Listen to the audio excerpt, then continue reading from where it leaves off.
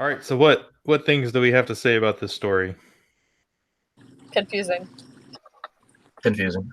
No, it made sense. It's just that like it was hard finding techniques because it was for me it was Yes. just a story and it was just hard to like pull. I kind of just like used like the language that they used. I don't know. It was, I could not figure out what figurative language to put. I mean, figurative devices that he used. Like I like stared for 20 minutes, and I was just like, I don't know what he uses. And then eventually, I was just like, I just gotta start typing.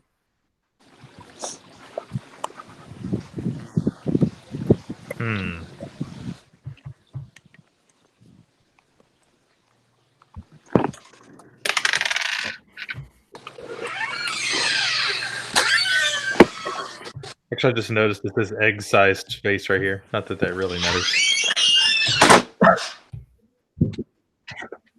Oh my gosh, very loud. What was that? I think it was Emily. Oh, she's on mute. Well, there's no one. It might have been me because I opened the door from the outside and it made Oh, okay. Then you muted it. I was gonna say when I looked up though, it was already on mute. Probably me. Okay. We're actually going to read it, or I'm going to read it real quick since not everyone was there. So as I read it, think about what things stand out to you. What things can we talk about? So it was a little past 9. I don't know how to say this. Sadako? Sadako, whatever. Sadako was seated across the kitchen table from her father, watching him eat his eggs. He had always eaten them in this particular way. He would probably never change. First, he finished at his leisure everything but the eggs, the 2 pieces of toast, the tomato juice, the coffee. Then, with 2 expert flips of his fork, he tossed the 2 fried eggs whole into his mouth, chewed once or twice, then swallowed, and breakfast was over for him. Well, it could be worse, Sadako thought. She remembered a man in a story who demanded 2 fried eggs for breakfast every morning, 1 egg with a deep orange yolk and 1 egg with a light yellow yolk. Even her husband liked his eggs one way and not another. He could not abide fried eggs with a crusty bottom. The underside, as she had learned from bitter experience, had to be tender. She liked crisp bottoms herself. At least her father didn't quibble about the manner of eggs served him. Well, what are your plans for today, Ota-san? She asked. She asked it pretty well, too. She only had to resort to English for plans. Mr. Endo gave the question a lot of thought. He gave everything a lot of thought, or he appeared to, but he never said much. Sadako had time to start washing his dishes before his answer came. She had eaten much earlier with her husband before he had left for work, and those dishes were already done. The baby, right on schedule, was already taking her morning nap. Today, because it was raining, she would have to improvise a wash line inside for the diapers, and there would be no forenoon stroll for the baby. Well, it was just as well. It was always such a job getting the tailor taught down from the steep outside stair of the garage apartment. I think I'll visit with the Iwanagas this afternoon. I didn't see them the last time. Then there's a movie I want to see at the Fuji-Kwan. Don't expect me for supper. I'll eat something down in the Nihon Machi. Okay. Sadaki was rather relieved. Supper times were always uneasy when her father was visiting from San Francisco, where he worked as a gardener for a well-to-do family. It was the same job he had held before the war. She tried her best to keep a pleasant, digestible conversation going, but she always ended up tensely, delivering an overly, I actually don't know this word, ebullient monologue. Harry, tongue-tied when it came to Japanese, limited himself to asking her to pass the salt and pepper. And her father had never been one for iridescent chit-chat. Oh, once in a while, Harry tried. He really tried. But he always petered out in helpless English. Once or twice, too, her father had tried a bit of English. But the fact was that these two principal men in her life were, as far as communicating with each other as was concerned, and that was what living was it not? Communicating with each other? Incompatible. Is there anything you want from down there? Mr. Indo asked, setting fire to his first cigarette of the day. Well, if it's not too much trouble, I think some manju would be nice. Okay. Mr. Indo smiled at himself for saying so, and Sadako smiled into the dishwasher. Each remembered privately how freely and blithely Miss Indo had used that term when she was alive. You'd better take my umbrella. This rain doesn't look as though it'll let up soon. Is it raining? Mr. Indo asked, mildly surprised. Certainly it's raining. Sadako turned from the cupboard, where she was stacking dishes. After all, it's November already. It's about time we had some rain. Los Angeles or no Los Angeles. Then, sharply, she looked at her father, her mouth agape. Is it raining? You mean you can't hear that rain? Mr. Indo shook his head no. They stared at each other for a moment, father and daughter. He not really seeing her, and she as though seeing him for the first time in her life. Then, while Sadako continued to stare at him, Mr. Indo, stepping suddenly to the misted kitchen window, cleared an egg-sized space on it with the heel of his hand and peered out. Sure enough, there was water dribbling steadily down from the eaves, and the slender, bare limbs of the thornstone pear tree down below in the yard stood out, black and wetly shining in the whitish air. He closed his eyes, knowing a second's vertigo as he strained with all his might, even as he could not hear the sound of that considerable rain, which, all this time, must have been noisily strumming the roof. You like the green ones, don't you? The green ones with Kanako? Sadako nodded with unnecessary vigor. She watched him put on his overcoat and then brought him the umbrella. As he was going out the door, she realized she had not said a word to him since she had asked him whether he could hear the rain. Oh yes, she said. Get a lot of the green ones with Kanako. It was only when the baby cried out a second later that she became aware that she had been shouting at the top of her lungs. Wasn't that riveting? Who is Harry? I don't know who's listening to Frank Ocean, but I love Her it. husband. Yes, Harry was her husband. Quite a few people put Harry was her brother kind of randomly for some reason, and I'm not sure where they got brother from, but it was definitely husband. Yeah. It was not brother. I thought. Oh, I didn't see brother. I was like, I don't know. Dan was like, it was a brother. I was like, who? Harry? Yeah, no, Harry was her husband. There was also, and now granted, I think this is more ambiguous, so I did mark off if you put it was his brother, because that would constitute a misread. So if you're making an argument about it and you're saying that Harry was the brother, then it's like you misunderstood. Now what's a little bit more ambiguous would be, is Harry white or Japanese? He's white. He's white. Yeah, it's definitely the way I read it too, but some people interpreted it as he was Japanese because they kind of talked about him being distant from his own culture. So he would have been like a Japanese American raised only knowing English, which is technically possible. I don't think that there's anything in here that necessarily guarantees that he is Japanese, or the only thing we know for sure is that he does not speak Japanese well. His name is very Americanized, where their names are very Japanese, but even that doesn't prove that he is white, though that's probably part of my evidence for why he would be.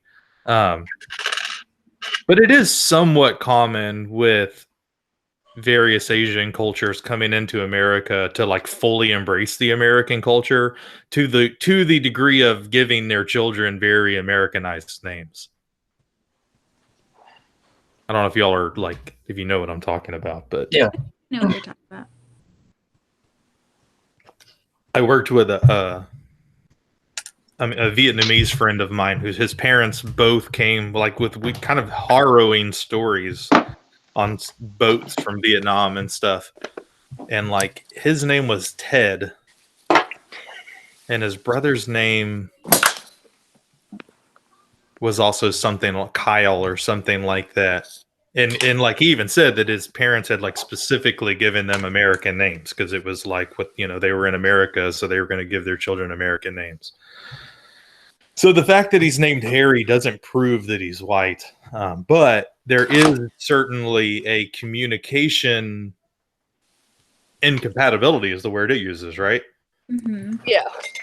The two most important men in her life, her husband and her father, are incompatible communicators. What other things like stood out to you, or what do you think of this? I just noticed that Mr. Endo's like personality is just different compared to Harry's. Like with the breakfast scene, like Mr. Endo doesn't really care about like the type of food it was. He just ate it. But Harry was super peculiar and like very like mindful of like picky basically. And that just kind of just struck me as a big contrast between the two people.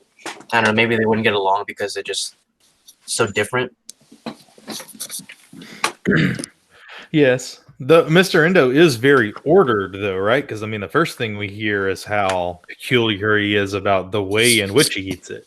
So he doesn't necessarily care how the eggs are prepared, but like he eats everything in the same order each day, and so he's got this kind of structure. So there's some crossover, but you're also correct that there is difference amongst them.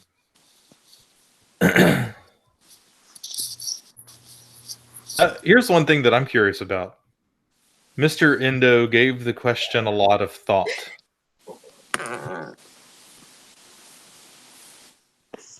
Right? He gave everything a lot of thought, or he appeared to, but he never said much, right? Because he didn't even hear it. Yeah, I say, did he even hear the question? Oh, I never Didn't thought even think about that. that. I was always like, maybe he's like really considering his daughter's question. I thought about it and, after. Like, I thought about it after too, though, but I mean, that's also the point. Okay, so when I talk about, I know on a timed AP thing where you're trying to read stuff really fast, it makes it even harder. But that's part of the reason why I think it's important to reread things when you can, because this isn't something I don't think you'd pick up on the first time, right? But in reading through it a second time, then you're like, is this possible? She's just misunderstanding what's going on altogether. Hmm. I mean, I did read through it multiple times, but I didn't pick that up.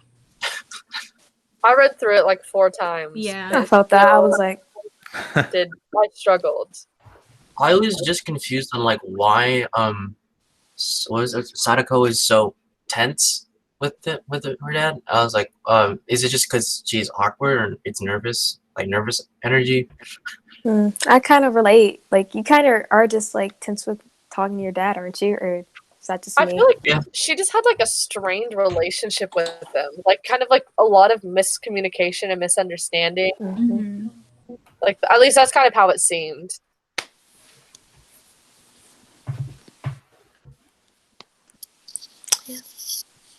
So what do you think could have caused that strain, though? Maybe just like The marriage. Oh, I was gonna say maybe the death of her mom. Oh, Her mom yeah. died. Yeah. Oh, that was just a real quick on that. There was a few people.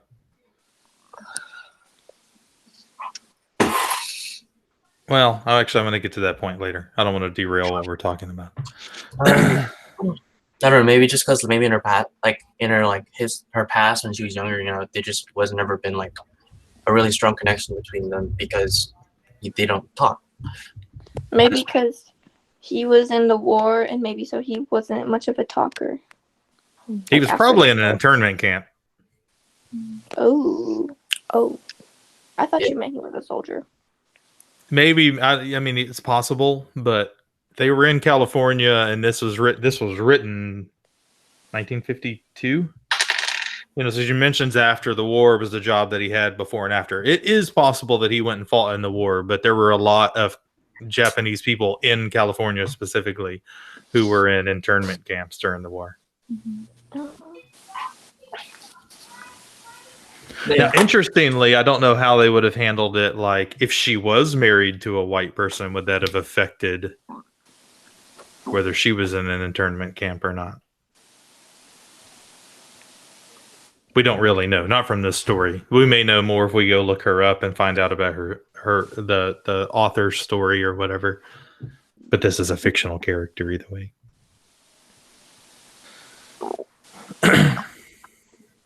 So how do we think her father was in terms of, was he strict? Was he not strict? Do we have any clues about that? He seemed to be kind of OCD. Like how he was like, I have to eat my eggs this, like how he like, it was so specific how he ate his breakfast every day.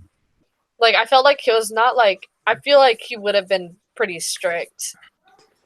Just like kind of by the way he was described. For me, he kind of comes off like my dad.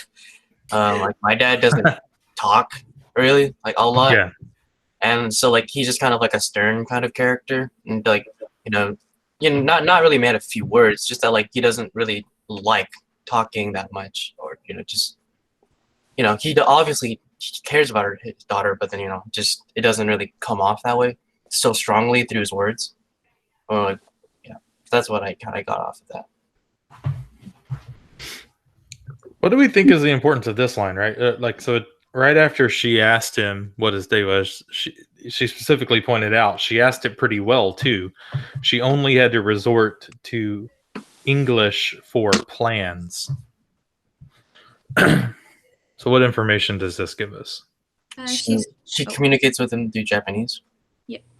Maybe like she's like, yes, I only was able to translate like plans, like only one word, haha, high score, because I guess she's trying to like connect more with her dad through Japanese and try not to use English too much. I don't know, some weird. What were you going to say, Mackenzie? Oh, I was going to say the same thing that they said about her trying to talk to him in Japanese. Yeah, so there's a couple of things that we find out. Yes, one, that she did say it in Japanese, so we know that. We also find out later, right, that he only speaks Japanese because that's why the husband and him can't speak. We also find out, just kind of incidentally, she's better at English than Japanese. Right? Like, she's like the way she's talking about, like specifically pointing out she did pretty well, implies that Japanese is not natural to her. It's something she has to attempt to achieve. And so she's specifically pointing out, like, oh, I did a pretty good job here. I only had to fall back on one English word. Now, another thing, though, in terms of... So it's like, I guess a question is, and I don't think there's a super firm answer for this, but it is something to think about. Is her concern with how well she said it in Japanese reflected because of a concern to try to please her father? Or like, would she fear being scolded had she used Japanese more poorly than she did? I think it's just more concern, like she's trying to be considerate to her dad and talk in Japanese for him. Yeah. I think she's just trying to like make it easier for him. Makes sense. I think that she was, in a sense, trying to please her dad because, like, she would try to go on like a whole talking spiel to like amuse him, kind of. Like what was it? The ebullient like monologue. Yeah, like, the word I didn't even really know. She was trying to be very like cheerful and try to like initiate a conversation to break up the tenseness, something like that. Right. Yeah, she always ended up tensely delivering the whatever you say that word, monologue. It's like, so she was trying to have natural conversation. Now, again, so like, what was her stressing there? Was it just because the awkwardness of her husband and father not being able to communicate?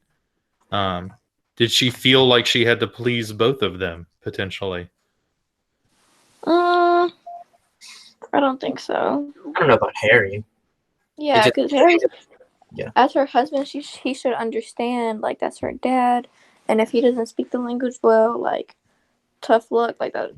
I don't think it would be an issue for her to I please think both if of she them. doesn't talk, there'd be an awkward silence because she's not gonna talk to her, and then he's not gonna talk to Harry. So she has to come up with like some form of conversation. Well, is Harry? I mean, what kind of person is Harry? Is he one that's understanding and calm, or? Oh, I don't. We don't He hear wants much to be- about Harry. What's that? We don't hear much about Harry in the thing. So what do we hear about him? I said that he's kind of anal because of how we know he likes his eggs a certain way. But don't we like he doesn't he like attempt to like try Yeah, and try he wants to Japanese? like have this relationship with their dad, but he just isn't physically capable. Right. So he does try there. So he's not just like being a big poop head and refusing. He's just not very good at it. Okay. So what about this line? So not just the way he liked her eggs, but the underside, as she had learned from bitter experience. And notice the emphasis on had, right? Had to be tender. Like, what does this tell us? He's Mm, picky. yeah. What about from bitter experience? What does this tell us? Maybe like possibly abusive, maybe just like Yes, ma'am. overly, controlling or something. Yeah, I will say this, at least from her perspective, this was not a pleasant experience. So either he was actually kind of abusive about it, either verbally or physically, or she's so concerned with pleasing him that even him just giving a mild complaint would have been a better experience for her. I think it's that one. But I guess my point is, though, there is some tenseness, at least from her perspective, in the relationship, in this like desire to please. Now, like I said, I don't know that we have enough information to say absolutely that he's a big mean jerk. Although, to be fair, that would have been the common, culturally, that would have been the common expected thing, that men put their wives in their place whenever they don't cook things right or stuff like that.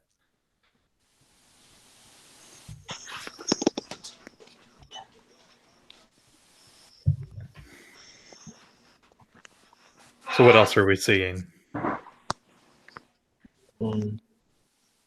She does a lot with the kids and like typical housewife type stuff. Like she's supposed to do the dishes and like watch the baby and stuff like that. Yeah, and that was definitely a cultural norm in the 1950s. Mm-hmm. In America, I'm less sure about Japanese society, how they do things in terms of that. But certainly an American, if she is married to an American, the expectation would be the woman handles all the housework stuff. Yeah. Now, what do we find out about her through her thinking about the housework stuff? Besides the fact that she obviously does it. What? So what do we find out about her through her thinking through the different housework stuff? Is it sort of like routine to her or something? Normal? Is she normalizing it or? It was definitely routine. She doesn't seem to enjoy it. She kind of seems to think of it as chores. Like it's hard to get the baby down the stairs, and like she has to figure out how to do the wash line and stuff like that. Right. Okay, so we have the baby right on schedule, is ready to take her morning nap. She's thinking through like having to do the chores. She's gonna have to do a wash line inside for the diapers. Mm-hmm. This is before disposable diapers, right? So these are cloth diapers. Mm-hmm. No forenoon stroll for the baby. The tailor tot. This is always a fun thing to talk about, right? Do we have any idea what that is? No. The You what? said a what? It was always such a job getting the tailor tot down the steep outside stairs to the garage Is that apartment. like the stroller? Yeah. Yeah, that's all you got to really kind of understand. Yeah, I'm sure it's the stroller. It's also a brand name, right? Taylor Tot. It's got capital Oh. T's. It might be a real product or it might be a product she made up, but this is one of those things just from context. It doesn't matter if you've ever heard of a Taylor Tot or not. The fact that it's a brand name, she's talking about taking the baby for a walk, and then what would be hard to get down the flight of stairs? Well, like the stroller.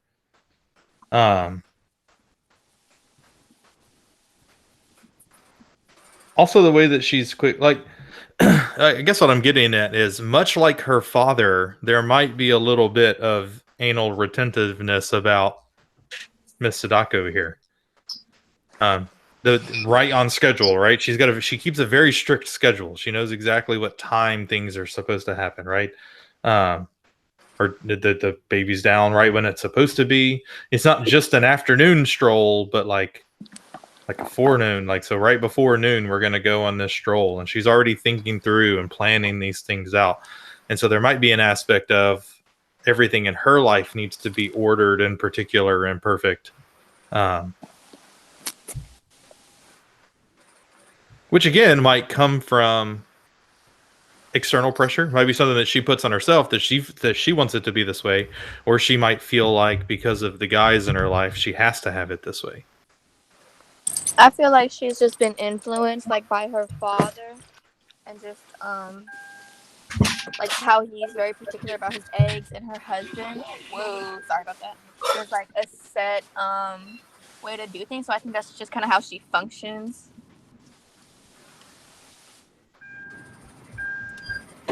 So what do we think about... Well, actually, let's talk about the thing I was going to talk about earlier.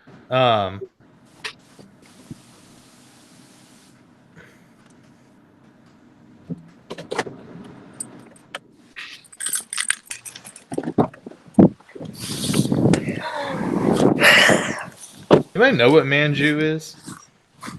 Food? I mean, yeah, some sort. I would assume some sort of food, but I don't know what it is.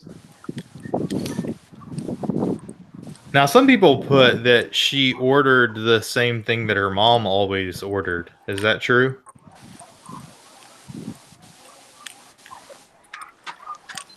Huh? Do we know?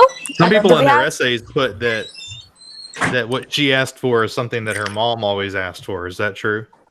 Oh wait. Oh, I didn't see that. Wait, didn't they both smile when like she like brought up something? I forgot, but I don't remember if it was the food or not. Like I don't know. she was like, It's right. We're looking at the part right here. If you can see my screen. let me see. If you can't, like, you probably need to go pin. If you're not using like a grid view, go pin the screen where I'm actually right. Like I have the text pulled. Yeah. Okay. I got that. Okay. Well, if it's not too much trouble, I think some manju would be nice, she said.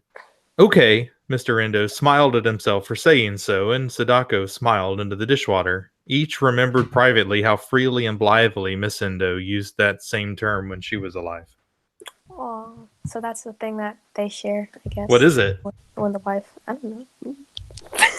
Little from manju.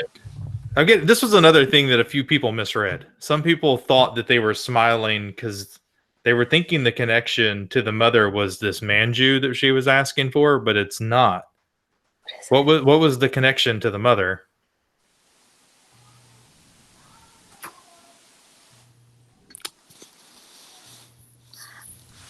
Read it again. Go pull it. Like, if you don't. Is it the dishwasher or the dishwater?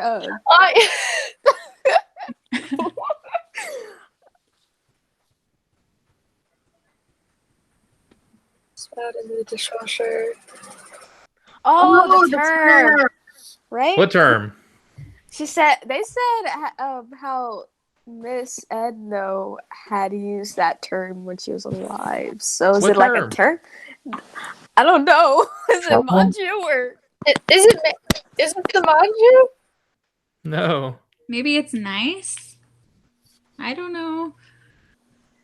Y'all are making this too hard. Also, just grammatically. Look what he said. Okay. Mr. Endo smiled at himself for saying so. Oh. What did he just say? Okay. So? Okay. In English. Oh. Yeah, he said okay in English. Gosh, why did I not notice that? Yeah. I don't Oh. know about it. So there's a few people that misunderstood. They thought that Mr. Endo and Sadako were smiling because of the concept of manju. They were smiling because he said "okay" in English, Which was something that the mom always said. which is something the mom always said, right? Oh. How freely and blithely Miss Endo, who we can also infer did not speak English, used that term. Understood. So it was just kind of a like moment where they were reminded of their past through something as simple as an extremely common English phrase. What do we think of her reaction to finding out that her... Oh my gosh, who's being super loud? Rihanna. Oh, sorry. I was making me so rough.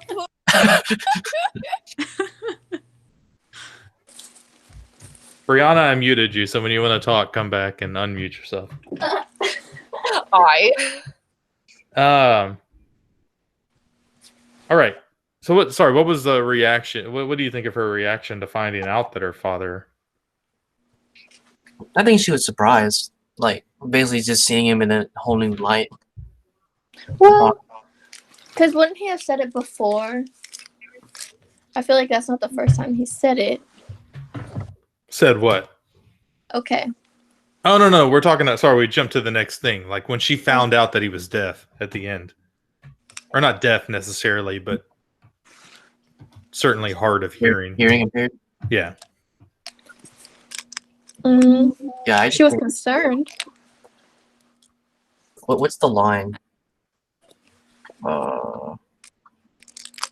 When she said, she saw him as those seeing him for the first time in her life. Like, I don't know. I just saw that, it was like a whole new picture that she just drew of her father. That, oh shoot, like this is one aspect that changed the whole game basically. That I didn't. Well, it does, and it causes us to have to go back and reinterpret everything that happened before it. Like, for instance, I think it's fairly clear he did not hear this question. Right, so we have this whole paragraph here where she's going through and thinking about the question, but I think it's likely he didn't hear it. Now, there are other things he does seem to hear. So then maybe you got to kind of think through, like, what things is he able to hear and what things is he not able to hear? Also, how much is not being able to hear well impairing his ability to understand and learn English? That's true. Now, the husband certainly doesn't have that issue, or at least so far as we know, but it does affect, because remember, like, kind of what our question's supposed to be out, to conveys the way in which the communication among these three reveal their complex relationship. So his being deaf is or hearing impaired is a pretty major aspect of their ability to communicate beyond just the language issues of her being bilingual but not super confidently so in the Japanese part, her husband not being able to speak Japanese at all, and her father not being able to speak English at all. Also, I will say this. I think it's fairly clear that it's very important to her to please both of these men. Yeah. Now, whether that's because the men themselves are overbearing and controlling, or whether it's just a cultural perception that she feels herself that this is an extreme importance to her, that she must have their respect and admiration of both of them. Again, I would think her tenseness at least comes partially from a very strong, possibly overly strong desire to please both of them, and then her extra feeling of inability to do so, especially when they're together, because of their inability to communicate with each other. So the funny thing about a text like this is, on one hand, even though you guys all said you were confused about parts of it, I didn't understand the ending. right? Well, what do you mean? Like, I didn't understand the relevance of the Kanako part. I kind of just blew it off. Oh, well, I don't know if there's relevance to those so much as he goes, you like the green ones, don't you? The ones with Kanako. She nodded with unnecessary vigor. Why do you think she's nodding with unnecessary vigor? So To emphasize? he can get the hint without like having to like speak. Well, right. I mean, you might have done this yourself or seen other people do it, but have you ever seen someone who's trying to communicate with someone who either speaks another language or is hard of hearing? Mm. People tend to do what? That's not helpful. It's actually worse for communication, but what do they tend to do? Get louder. Talk like this. And Yeah, slow things down and talk loud and then do exaggerated gestures. Right? It's just it's a universal like almost all cultures do it, which is what's funny. It's not even just American culture that does that. Like different cultures will go into this like, Welcome to our country. We are Right. happy to have you. which is funny, which I mean possibly slowing down speech a tiny bit can be helpful for someone who's trying to learn it, but you slow down too much, it actually makes it harder. And then your crazy wild gestures.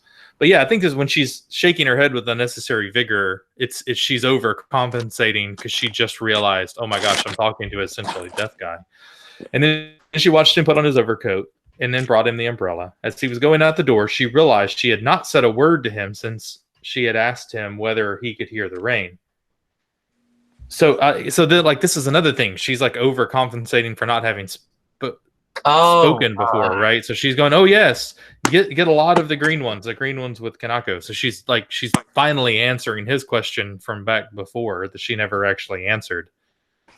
And then it was only when the baby cried out a second later she became aware that she had been shouting at the top of her lungs, right? So similar to the unnecessary vigor. Okay. She's speaking overly loudly to compensate for his hearing too.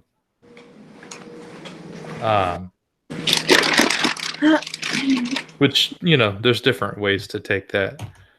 I guess what I was trying to get at about this text that's interesting is generally speaking, the individual sentences are not that hard to read and understand. There's certain words that are in Japanese that we say we don't know what they mean. And like I said, even that one word, even I don't actually know what it means. I mean, I can kind of guess what it means based on the context. Yeah, ebullient. Yeah. I mean, I would assume it means something along the lines of like falsely cheerful or chat. Like, I mean, I get how what she sounds like, even if I don't know what that word means, right? She's going to be sitting there doing this kind of falsely chatty, overly happy kind of trying to break the awkwardness, but you're almost making it more awkward. Yeah. Talking. But other than possibly that word, this wasn't hard to read. This isn't like Shakespeare where you read it and you go, I literally don't know what the words mean. This is more you read it and you go, nothing really happened. Like, what's going on here? How am I supposed to get? But I have a feeling this might be the type of text that you guys are going to face on the test. It's going to be a test a passage that's not going to overwhelm you in terms of understanding the words, but you may feel a little lost in terms of ideas. Well, how do I get depth and meaning out of this? So that's part of the reason I wanted to walk through it and talk about it, right? Like as we were talking about it just now. What was what question? Like the prompt. That was literary techniques on how they emphasize the complex relationship. Yeah, but like picking stuff out is hard. Relationship between who? Everyone. The three: Harry, the father, and Sadako. It's also interesting because Harry's not actually there. We only hear about. This is almost a flashback. He talks to Mr. Endo. Yeah. Yeah. I just it was hard to like pull something like I had to say like dialogue and like the contrast. And I was like, guys, look, a child. Where? I know he's scared of y'all. Tay, look at them and smile. Oh, so there's a child. Oh my goodness. Hey. Look, they're right there. Hi. You missed like the entire Everything. The entire thing. It's almost over. Oh my goodness. Now that you brought the child up, okay, there it goes. Your screen was going blank. Okay. He's running away. He's upset now. Oh, why is it sad? All right, sorry, Ethan. What were you saying at the very end there? Oh, I was just saying it was hard to like pull out like effective techniques. Yeah, I will say this. I mean, Yeah. to get a perfect score, you're going to have to talk about some techniques. Now, you also don't have to, when you talk about techniques, you don't have to make techniques super hard. All right. I mean, one obvious technique you could talk about here that's really easy is dialogue. Yeah, I used that. Oh, I said Right. imagery. Right. And there's certainly some imagery as well. So don't, whenever you see techniques, don't make those too hard and feel like they have to be these like super obscure techniques. Could potentially call this flashback as a technique.